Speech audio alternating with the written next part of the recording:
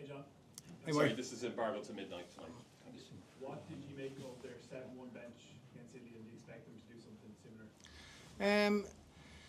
Yeah, they have a lot of faith in their backs to stay fit. We know that they're interchangeable in their backs. There's positions they can play, and they've got some very useful forwards. So you understand it. Were they trying it out for us? You know, maybe, I don't know. We're not too sure. It doesn't change our plan a huge amount. We haven't overly discussed it. You know, when we play South Africa in the World Cup, there was the same questions around what do you think, how will you manage it. We've got a very fit group of forwards that we have a lot of confidence in, and we've got real change up as well. So, you know, we're confident in the way we're selecting the side, and yeah, we haven't spoken a huge amount about 7-1. They've got lots of size, Miafu back in the squad, and ER, the new fellow, is a big unit as well. What does that sheer size make you have to do really well? You need to be accurate. So we need to be accurate in our maul. Height becomes a really important factor for us as well, around our carries, our breakdown, our maul, our scrum, all those pieces. We need to be really accurate, and we need to be at our height. You know, we feel we're as physical as any team. We're big side, we're powerful. We need to be smart in how we're doing things, and that leads to nice accuracy. So there's a focus on those things throughout the week. Shane? Hi John. Hey. Were you concerned when France recalled Ravis Lamandi to their preliminary squad after, I think it was 5 years out, given what he knows about the Leinster props? No, not really. I think he's done a brilliant job. He's come in with loads of energy into Leinster. He's a very likeable fellow. Apparently, I don't know the guy, and he's done really well for Leinster. I think he's performed really well, and it's on merit that he's been selected. It's a small world, the rugby world. If you want to find out about bits and pieces, it's quite easy. I'm sure he does have an insight, but we've played these guys a lot.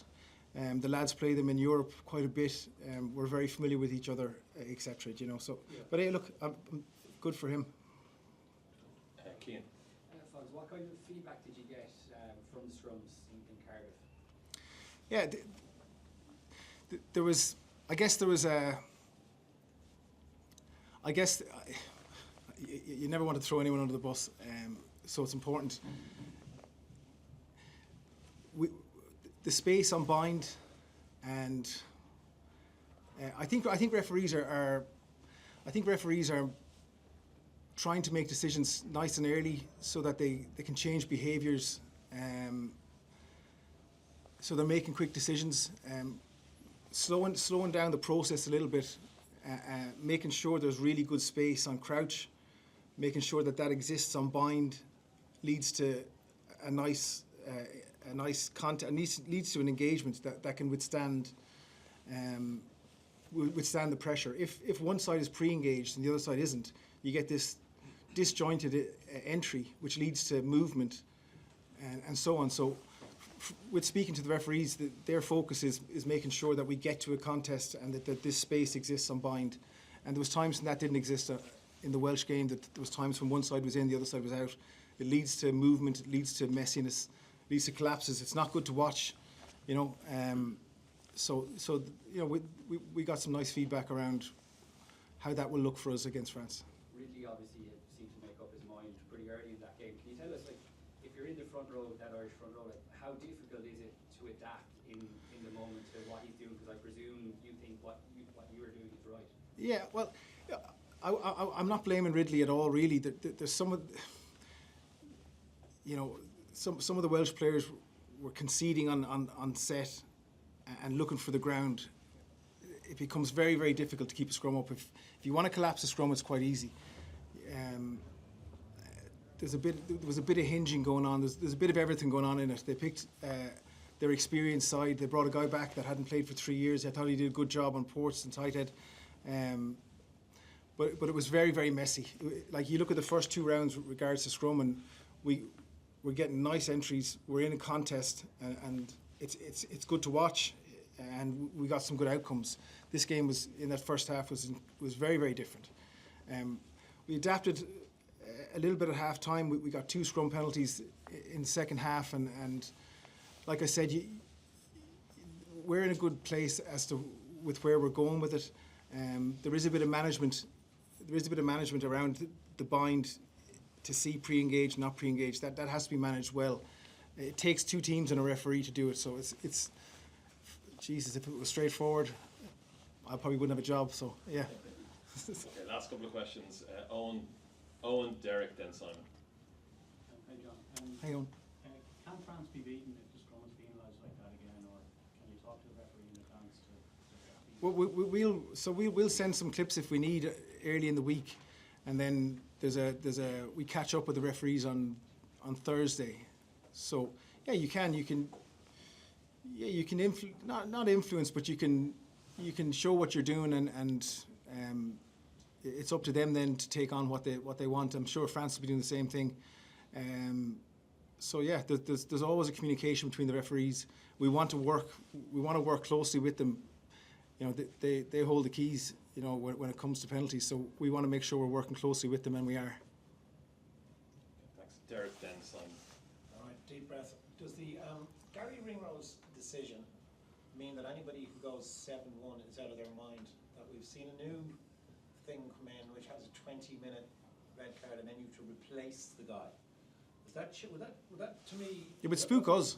It would spook us. It's something we wouldn't do. You know, it's something we don't necessarily want to go there with a 7-1 for those reasons. I mean, you saw against Scotland, you lose two players with a head collision early in the game, and they went 6-2 for that game, and it hurt them. You know, so there's teams. This is a new factor in there. That's what I'm saying. With the 20, yeah. It's something that we wouldn't do, for the reasons you've said, and for the reasons I said about Scotland and losing. You lose two players. It happens. It's like I said. They feel that they can cover positions. They probably feel that they've got some forwards that can cover in the backs as well. I was going to say shit happens, but you'd use the word shit happens. But it does happen during a game where these where these things happen, where you lose players. It becomes very difficult then to play your game the way you want to play it. So we haven't really gone there much. And then just on the second thing again, deeper breath if you can remember back. The Rabbit Slimani thing is interesting about players coming back and forth. It was a bit of the first bit of movement came when you were playing. You moved, and say Liam Tolman moved, and Stephen Keogh moved, and people. Yeah. Do you have anything off the top of your head where you remember somebody walked up and said, "I know what they're going to do next," or has that ever in your experience happened? You'll know how they prep for sure. You'll say this is what they're going to do during the week. We need to make sure we're doing this, and this. There is a bit of that, but we watch each other so closely. We watch their club games. They watch our club games. You pick up on habits. I would say that both teams know each other intimately, which makes it a brilliant contest. You know, there'll be a bit of tactics that go on, but yeah. That's. Okay, last question, Simon. Yeah, hi John. Given the announcements last week from Keane and Connor and Peter, what's been the impact of that news on the rest of the squad and their teammates? And also, how much of a concern is it about now finding the right emotional pitch and not going over the top, if you like, because it's their last home game this week? Yeah, like they're important guys to us and to their provinces. So they've been involved for so long. They've made Munster and Leinster rugby better. They've made Irish rugby better. They've had a huge impact, and loads been spoken about them. But they're good. They're good guys, and we live in each other's ear when we're in camp. So they'll be missed. They'll be missed for sure. So there will be emotion involved around it, I'm sure, because we want to do right by them, So, but I think what we've done well is manage that. Sometimes we'll unpack it a little bit earlier in the week, or we'll talk about it Wednesday or Thursday when we get to the Shelbourne, and we'll speak about that emotion and speak about what you've spoken about, going over the edge. The team come first, and we want to make sure that that mentality or emotion is right at each stage during the week. Today was a day for, there's a bit of coaching that goes on, and you're fixing things up. Players aren't over the edge. Tomorrow will be a much heavier day, more contact, all that stuff. So we'll ramp up. The lads break and we come back in on Thursday. So it's usually a good day to start to talk about the emotion of the game, what our mentality should be, and the control and calmness that we need to have so we can make good decisions and all that stuff. So we'll discuss it, I'm sure, when we get to Thursday. Right now we're preparing.